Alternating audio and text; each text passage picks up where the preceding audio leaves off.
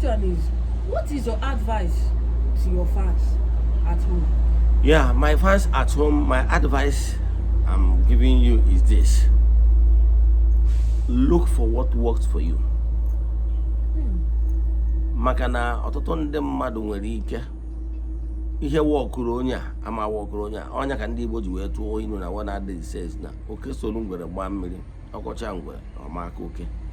Ihe ị ga na-eme bụ one, before you banye na alụmdi na nwunye, one, you have to pray ka ọzọ tụghachi gwa ndị ichie ebe nna gị na ihe chọrọ in life.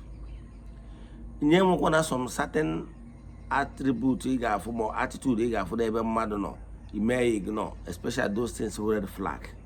Nke mbụ, malụgoro na gị na onye nwere spiritual compatibility. Ya bụ marụ na onye dị etu a mmụọ gị na ya so na mmụọ so onye anwa ọ ga-adaba. Example, na Igbo, ndị Igbo kwenyere na o nwere ka nwaanyị ga-esi jee ije di na be di ya, ọ bụrụ na be di ya anabatara ya ọ bịa nweke bịa ebe ọmụma na-afịa ahụ. Ịghọtara ya?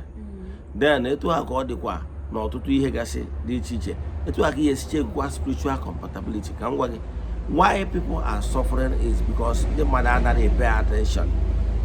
Ka mma nwere ihe ụfọdụ mmadụ ga-atụ. Do you know na-enwelu condition, medical condition mmadụ ga-anọrọ na ya? Ọ bụrụ na nwoke nwa nwaanyị a nwere ike nụọ di na nwunye ha mụtara nwa. Example, masị mma akụwa maka ha mma akụwa ya ọfụma, ha mụtara nwa mana ọ bụrụ na ha jee their separate ways, nwaanyị jee ebe ọzọ ọmụta nwa, nwoke nụọ nwaanyị ọzọ ọmụta nwa, ama na ọtụtụ ndị mmadụ na-anụgbu ụdị akụkọ mgbe gboo. Mana in medical terms nwere ihe a na-akpụ ya, enwere ike blood compatibility.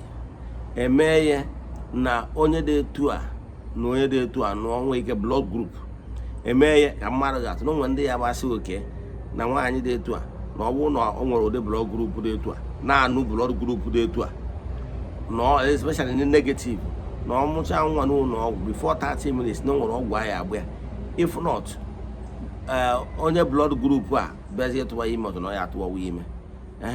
Mana o jekwa onye ọzọkwa nwere ndị blood group ọtụwa ya ime. Ịghọtara ya? Eji m etu a ka marụ ga-atụ etu spiritual si wee dị.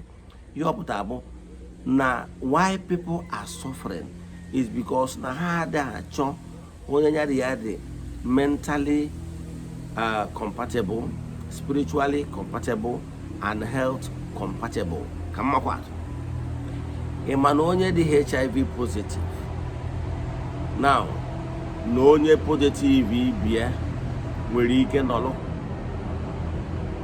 na-aṅụ ọgwụ ọ dabara ha. Mana I can tell you na onye dị positive nwere ike ma ihe ekweta na ọ ga-ejekwa onye dị negative isigodo ya na-aṅụ ọgwụ, maka na onye na-aṅụ ọgwụ nwere ike imegido skip and so on and so forth. So ihe na-achịkọwala gị bụ when you are choosing life partner or health challenge again, ka mmakwara gị atụ onwe onye bụ na onye abụ AS health amago na compatible na wee kwesịrị ịnụkọ. So you pay attention to all those things before choosing your partner. Thank you.